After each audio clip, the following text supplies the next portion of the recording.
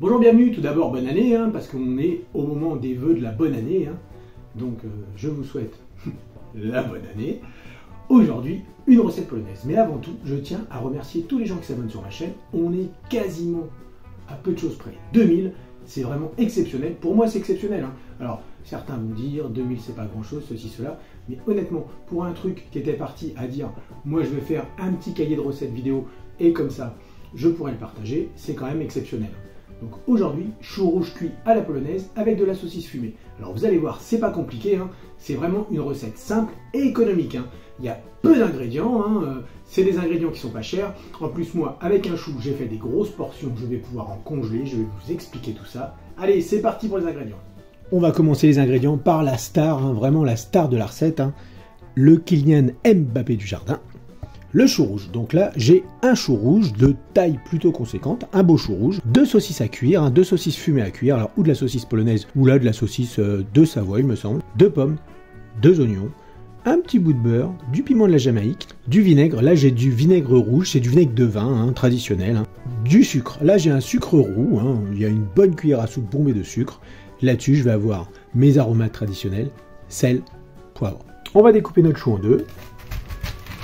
Puis encore en deux. Alors, vous voyez, j'ai un petit peu loupé, c'est pas grave. Donc si les premières feuilles, je vais vous montrer. Vous voyez là les feuilles, elles sont un petit peu, comment dire, un petit peu sèches. On l'enlève. Alors et voilà, et ça commence à colorer les doigts. Le chou rouge commence à faire son petit travail de coloration. On fait des lamelles.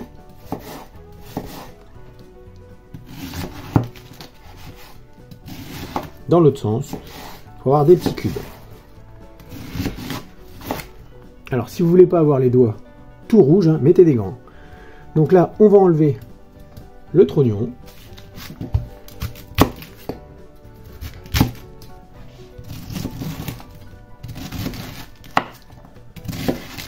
Maintenant, on va faire blanchir notre chou. Allez, je vous montre. On va blanchir notre chou. Alors, comment et pourquoi? Alors, comment on va blanchir notre chou? On va le mettre dans l'eau bouillante pendant 3 à 4 minutes, avec les petits doigts violets. Donc, pourquoi on va blanchir le chou? Alors, il est important de blanchir le chou, parce qu'en fait, le chou, il y a des soufres, enfin je vais pas me lancer là-dedans, dans l'explication chimique du truc, mais bon, ça fait péter. Désolé, c'est terre à terre, mais le chou, ça fait péter. Donc pour éviter ces petits désagréments gastriques, on va faire blanchir le chou et les composés soufrés, ils vont rester dans l'eau de cuisson. Alors, petite astuce, pendant que le chou bout, moi, j'y mets des œufs. Comme ça, bon, on va le mettre dans le fond, bien sûr, les œufs vont pas rester comme ça.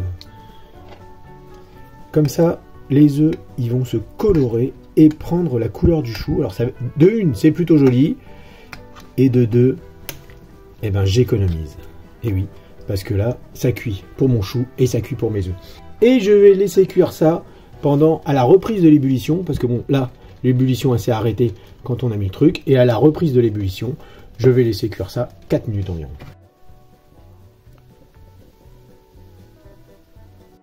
Donc, au bout de 3 minutes, quand le chou commence à blanchir un petit peu, d'où le nom de l'opération, eh ben on va le mettre à égoutter. Alors, ce que vous faites, si c'est pour congeler, si vous faites blanchir pour congeler, vous transvasez le chou dans un récipient avec de l'eau froide, glacée. N'hésitez pas, vous mettez des glaçons pour bien fixer la couleur.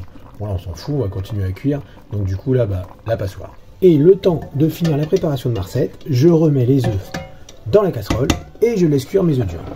Alors, on va commencer par découper les oignons. Donc, je les découpe en deux.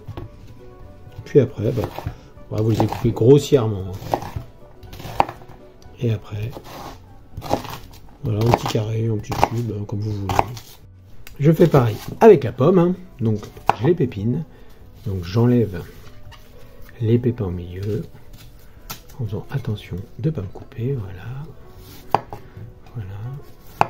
Voilà. Et je la coupe. En cubes aussi, des cubes assez gros pour qu'il en reste un petit peu en fin de cuisson et pas que ça parte en compote.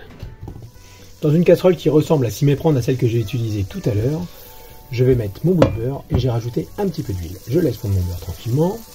J'y rajoute ma saucisse,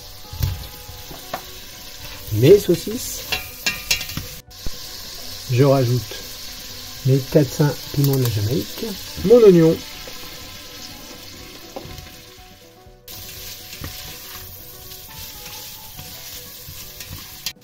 Alors que ça commence à colorer, vous voyez, les tranches ils ont rendu un peu de gras, les oignons, le fond, on va rajouter notre pomme. Là, il va pas.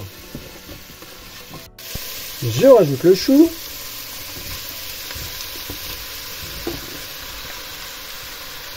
Alors dans ma tasse, j'ai versé mon sucre roux. J'y mets de l'eau, un petit peu comme ça, et je verse dedans. Et s'il en reste un petit peu dans la tasse, c'est pas bien grave, hein, je réitère l'opération. On va mélanger.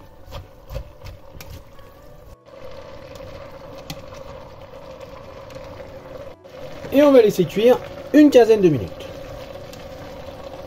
Alors, entre 15 et 30 minutes, tout dépend comment vous avez fait blanchir votre chou. Si vous l'avez fait juste blanchir un petit peu, comptez un petit peu plus de cuisson parce qu'il aura pré-cuit au blanchiment. Ou inversement, hein, si vous l'avez fait cuire longtemps, enfin blanchir longtemps, bah là, il faut diviser un petit peu le temps de cuisson. Hein. Bah, de toute façon, vous goûtez. Hein. Alors, il faut savoir que ce qui va être croquant, ce qui va rester croquant, c'est les cardes. Hein. Je vais vous montrer. C'est le blanc. C'est ça l'indice, il faut que ça soit bien cuit. Hein. Enfin, il y a un petit peu de croquant, mais bon, après c'est au goût de chacun, si vous l'aimez al dente ou si vous l'aimez bien cuit. Moi généralement je le fais un petit peu braisé, donc bien fondant. Comme ça cuit bien les pommes.